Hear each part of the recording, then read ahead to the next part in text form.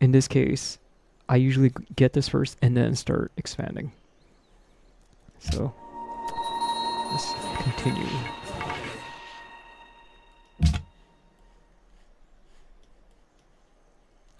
Let's go up here. Let's get sheeps. And another farm on a plain. It will prioritize like growth. Now, if you want the citizen without your micromanagement, like locking, you go here and you just click this portrait, and then it'll automatically be assigned by the computer.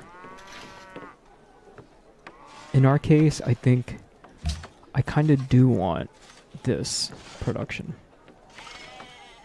So I'm gonna click here, and as you can see, it says 11 turns.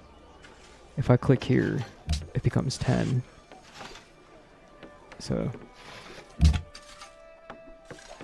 it kind of helps speed things up. Ήκουσα σε πρέποντα τες αλωτρίας ομιλίας.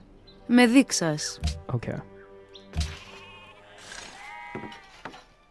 You only get the happiness from one, but if you get two, you can trade this. So I'm gonna take this and see if one of my Met civilizations can give me another separate luxuries resource in return. Although we don't really need it, but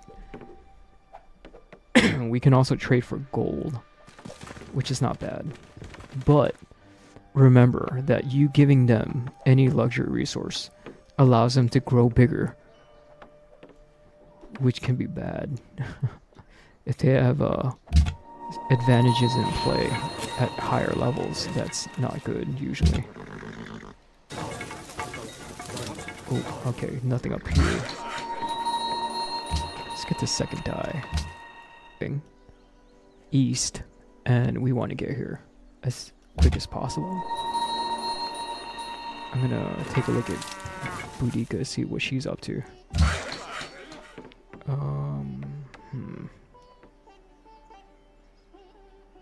We don't have masonry, so we can't get this just yet. I'm gonna get my worker and start making a road. You can make roads and connect the city, so I'm gonna begin just kind of making a road going this way. There is a danger though. There are barbarians Ήκουσα are σε there. πρέποντα τες αλωτρίας ομιλίας. Με δείξας. So Theodora once dies. Usually you want to trade to the weakest empire, never the strongest. Okay, don't ever give luxury resources to the empire that's, you know, blitzing. Don't ever. So I'm gonna check the scoreboard one more time Deveremos prosperar através do comércio? before I trade. I'm gonna take a look here. It seems like Boudica is the weakest. There is So I'm gonna trade with Boudica. Do I'm I rather gonna- die, Hui? I'm lying. She has copper.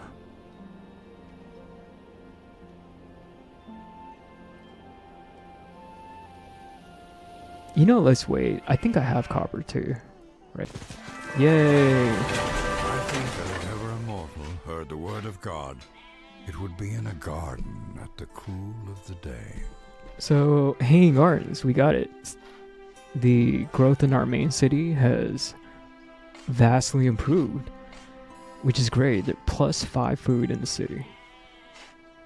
And it boggles my mind that this thing really existed. I'm almost kind of questioning if this thing was real. But, you know, there's a lot of documentaries saying that it indeed was real. That's pretty cool. So, now let's get the National College. We're gonna move our archers into position to escort the settlers, and I'm gonna move my scouts to forward observe where that barb camp is, and my workers will make a farm right here. Alright, that looks pretty good. And next turn.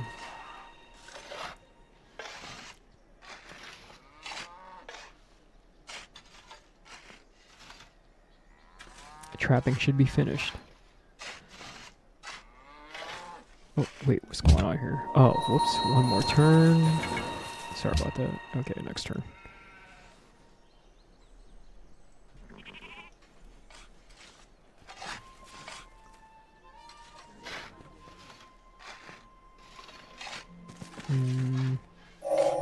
All Even right. brute beasts and wandering birds do not fall into the same traps or nets twice. So you need trapping to get certain resources like deer, which, you know, is edible, is food, as well as certain luxuries like ivory, fur, truffles, and it's right here, this thing. This is ivory, elephants, right? And truffles, which is right here. And fun fact, for anyone who don't know, truffles doesn't come from a pig. Truffles is basically like a mushroom. It's just that the pigs are trained to find those mushrooms. Interesting fact, right? And the funny thing about the truffle, it looks like dung. It literally looks like poop, which is kind of weird. Like one day someone was like, oh, you know what, this looks delicious, and then ate it. And then came up with the truffles. So, anyway, we're gonna get legalism. So this is it's a free culture building in your first 4 cities. So this is why tradition is great, because you get a free monument in your first 4 cities, and it helps you build tall right off the bat, giving culture a boost to your first 4 cities. And then right from that, the monument, you can start building amphitheaters like right away. So I'm gonna go here and get my damn monument. So if I click on Seoul, you'll see, where is it? Oh, right here, monument, right? Free! Because we got it for free from the policy. Okay, so now we're gonna build, we're gonna research, let's get masonry. Hold on, let me just look at this one more time. Yeah, masonry and then construction. Or maybe, oh, we could go currency and guilds. Oh, it's gonna take a lot of turns though. We need this. Machu Picchu. We'll go currency. Yeah, we'll go this. So I'm gonna move my scouts and try to make my way back home. And let us begin moving our settler into place to get Lake Victoria. My scouts are gonna... Oh, look, Boudica already cleared this area. Now this is dangerous, right? Like the fact that you're seeing big military units. In the beginning, this is pretty big. These are specialized Celtic Pictish warriors. Hello. What's up, White Rack TW? How's it going? Welcome. So, yeah, I was just pointing out that there's a large army here. Might want to be careful because, again, Boudica is on the scale of aggression would probably be like a 6 or maybe even a 4. 4 or 5. But again, this is randomized personalities as well, so just from my experience being next to her, she can kind of get aggressive sometimes. Oh, a warrior as well. Oh, damn. We might need a wall here. How's the Civ game going? It's going great. Oh, it's White Rack. Sorry, what did I say last time? Oh, White Rack, as in raccoon. Oh, okay. Yo, welcome. I'm actually more of like a Frostpunk player. I just finished Frostpunk 2 and decided that, you know, some of my viewers that I hang out with and, you know, they drop in now and then. I wanted to just kind of show them why Civ 5 is one of the most sickest games ever made and that I ever played. So this game is awesome. And again, I recommend this game. So she wants to work together. I'm gonna say okay. You can get this game, I think, for like $12 with all the expansions on the Steam sale. So I would highly recommend this game. This game is literal crack. I think Civ 5, to be honest, is better than Civ 6. And I'm gonna try Civ 7.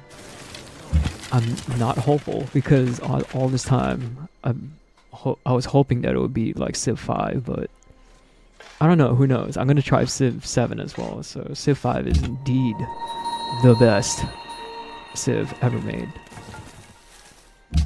So I'm gonna move my scouts up here. Okay, so this wall of units is kind of getting in the way.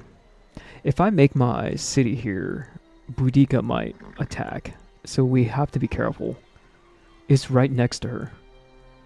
Right, so she could literally just come down and start bombarding. So once we get the city up, I think I do want to fortify it with maybe like a wall and try to turtle. And yeah, there's fish here. Fish is pretty good. We don't have fishing boats, but I mean what do you call it? What was the pantheon for fish? God of the sea. Yeah, but anyway, it's still good. I remember getting the game when Brave New World expansion came out. Yeah, that's about the time, or maybe I got it during the last one, or was it the middle? The one with the religion. I think that was the middle. I can't remember. But yeah, I did get it after an expansion. I was still playing Civ 4. CM is my #1 enemy. Always is nice for 2 decades and then declares wars. That's all. I think that's all of the AI. They're like, oh hey, you're awesome. Let's be friends. Let's be friends. And then soon it's like denounce. And then they start like, you know, messing with you in World Congress.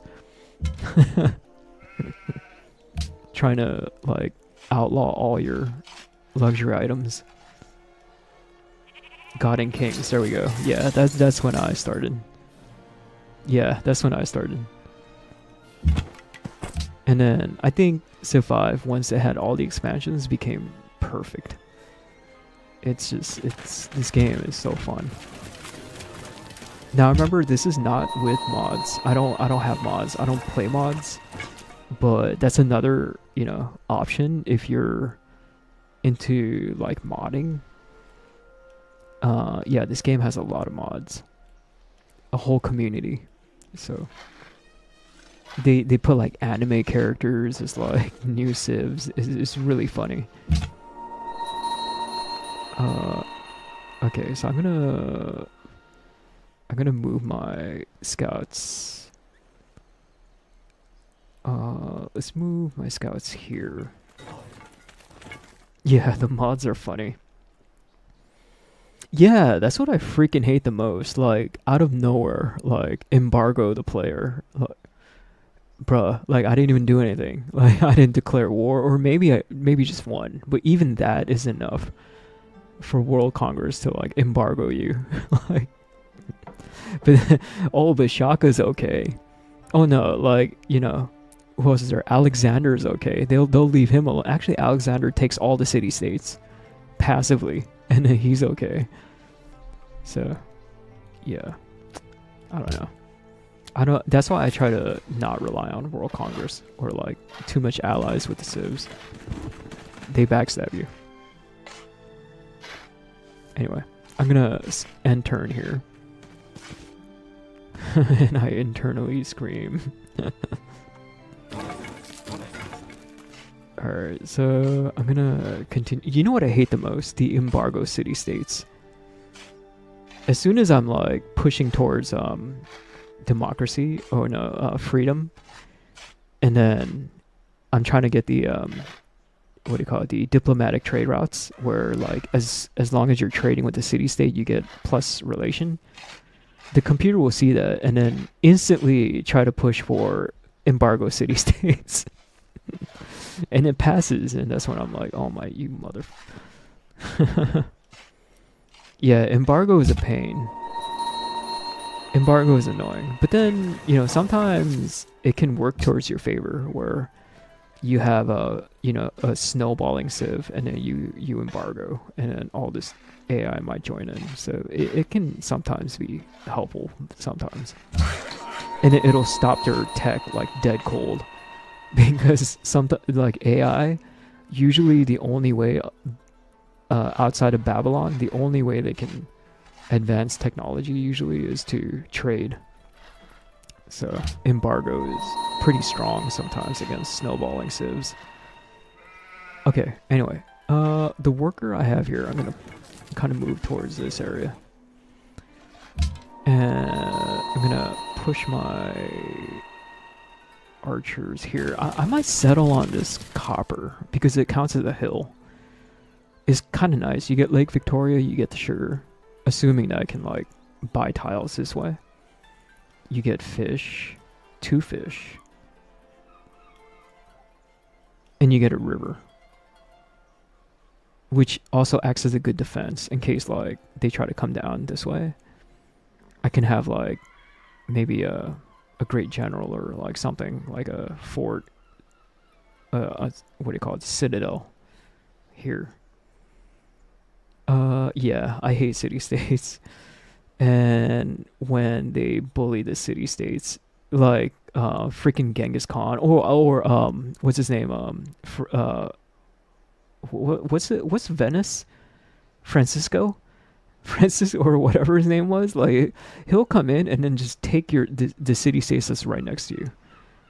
I hate that the most, because I need those city states to like trade with and then settle on copper. Yeah, that's what I'm thinking. Let's get the copper. Yo, White Raccoon. Yo, thanks for the follow. Appreciate it. And again, I'm going to be playing Civ 7 for sure. I'm going to be playing on stream. So hopefully you guys can join me and we'll take a look and see if it's any good. The what do you call it? The highest difficulty I ever played was what I usually play on was what was it? The Emperor. And then what do you call it? I did get lucky. I'm not making this up. I actually beat Deity once, but Shaka and Alexander were like killing each other throughout the game, so I was able to sneak my way all the way up to Space Race and win. Yo, Pat Zero V, yo, thanks for the follow. Appreciate it. Again, yeah, I always wanted to like go over this game. I thought I was intimidated because I thought people would think that this game is just way too complicated, and I think that's what turns off players, new players who are not familiar with Civ. But it's definitely something that I want to help kind of tell people, like, no, this game is really, really fun once you get the mechanics. It's literal crack. Like, I'm not kidding. This game is crack. Yeah, settle on copper. Yeah, that's what I'm thinking. I'm thinking of getting the copper here, and then buy tiles like the sugar, and then Lake Victoria. You have a river. Yeah, this too. This can act like a good boundary. There's a penalty when attacking over a river. So again, I'm explaining to like